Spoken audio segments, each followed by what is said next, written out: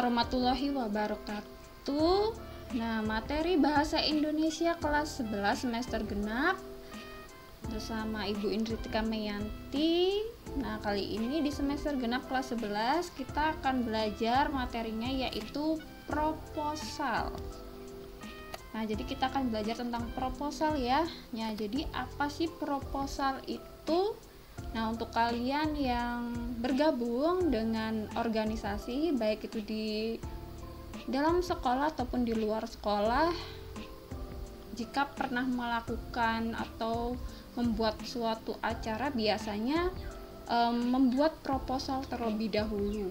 Jadi mungkin di antara kalian ada yang sudah pernah membuat proposal, atau ada yang pernah membaca proposal sebelumnya, atau bahkan tidak tahu apa itu proposal. Nah, jadi kali ini kita akan belajar tentang proposal, seperti pengertian proposal, jenis-jenis proposal, tujuan proposal, contoh proposal, dan sebagainya. Makanya simak terus video pembelajaran dari Ibu ya.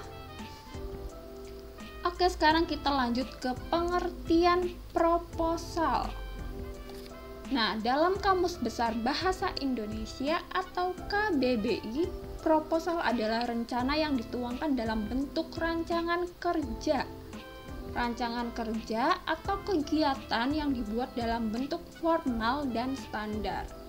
Nah, jadi proposal adalah rancangan kerja ya.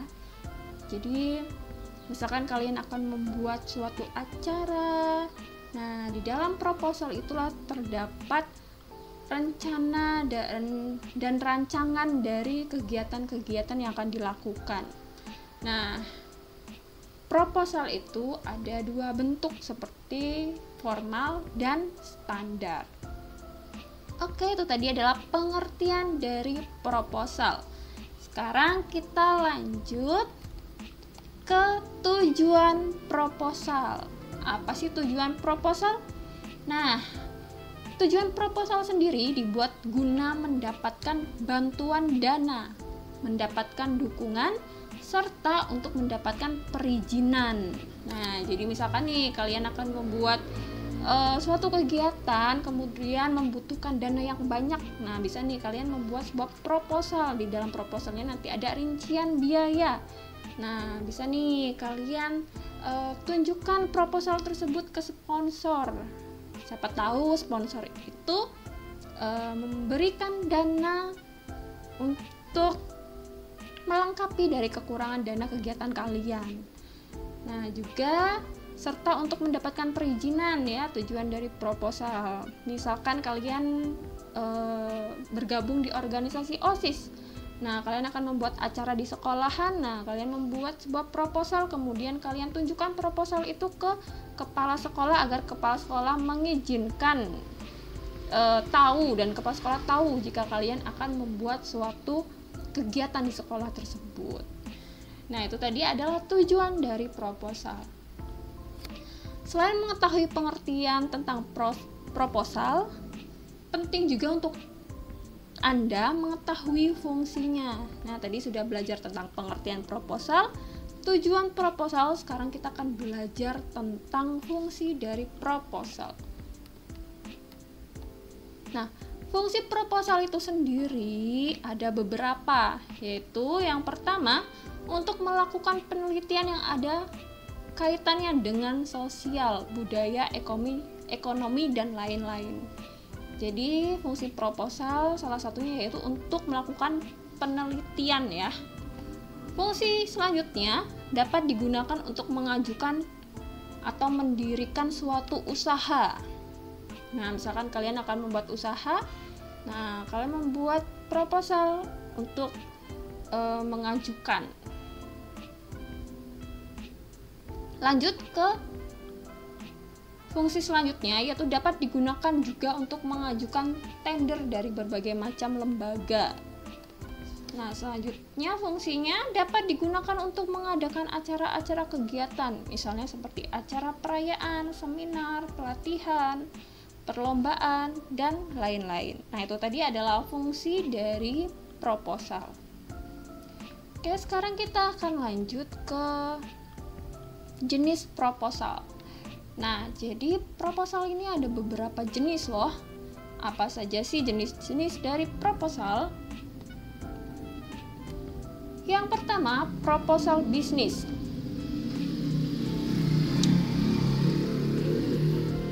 Ya, proposal bisnis adalah jenis proposal yang berkaitan dengan dunia usaha atau rancangan rencana kerja yang ditunjukkan baik oleh perseorangan ataupun kelompok kepada investor.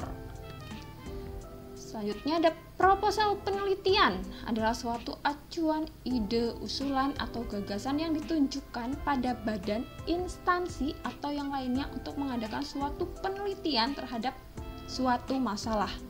Nah, biasanya ini di proposal penelitian, kebanyakan yang melakukan itu mahasiswa semester akhir yang akan membuat tugas akhirnya. Nah, kalau S1 biasanya dia kan tugas akhirnya yaitu skripsi. Nah, jadi sebelum membuat skripsi, mahasiswa itu harus mengajukan proposal penelitian terlebih dahulu kepada dosen pembimbingnya.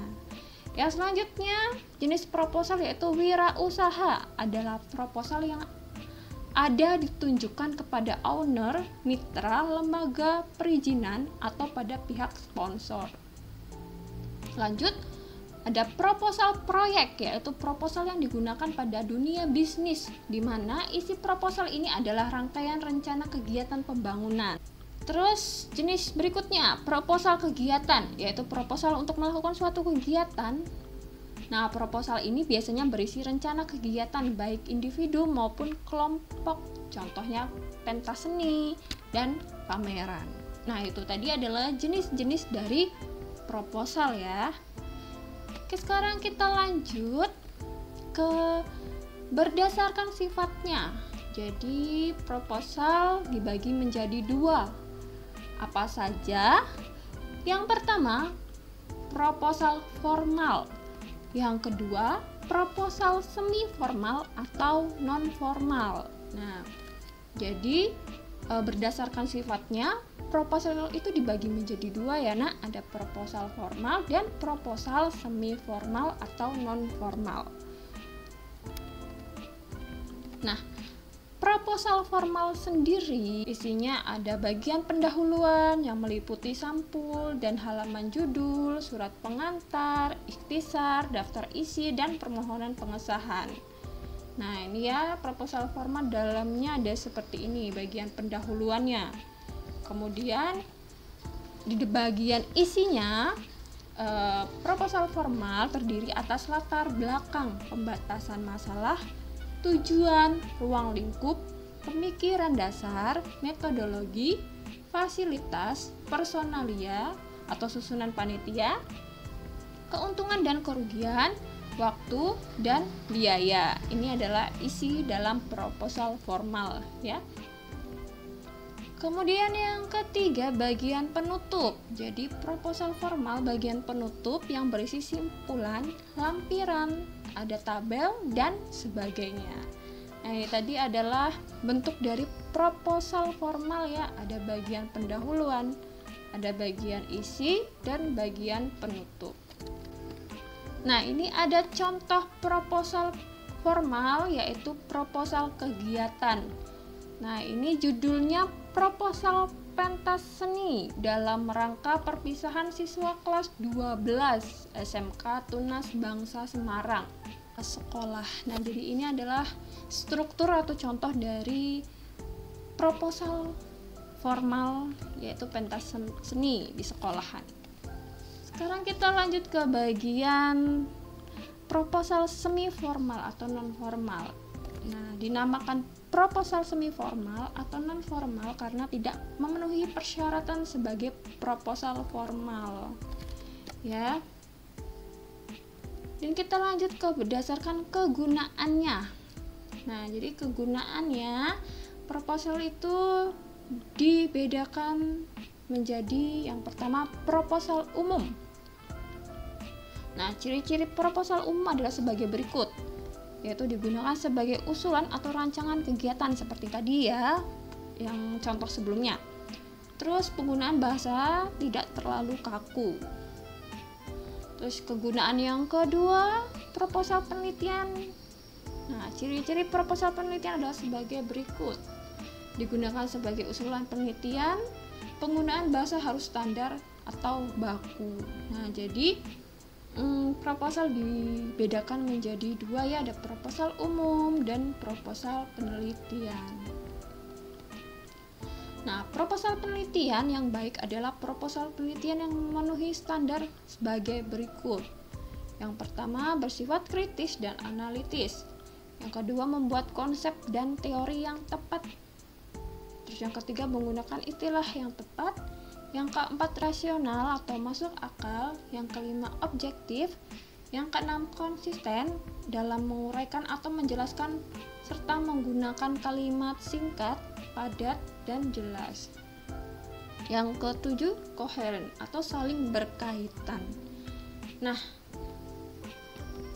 tadi kan Ibu sudah menjelaskan tentang contoh proposal umum ya, yaitu seperti proposal kegiatan pembelajaran, proposal kegiatan di sekolah seperti ini contohnya.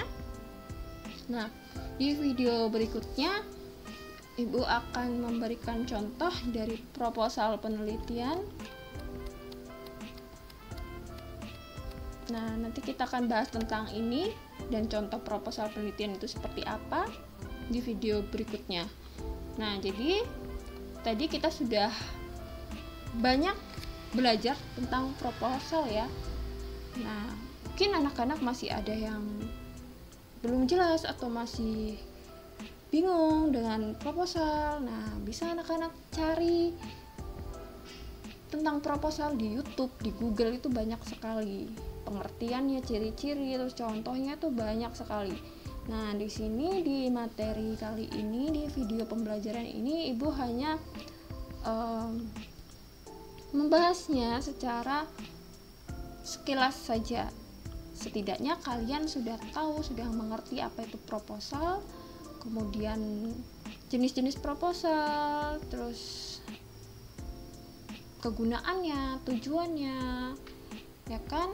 Nah, jika ada pertanyaan boleh di kolom komentar, boleh diketikkan ya.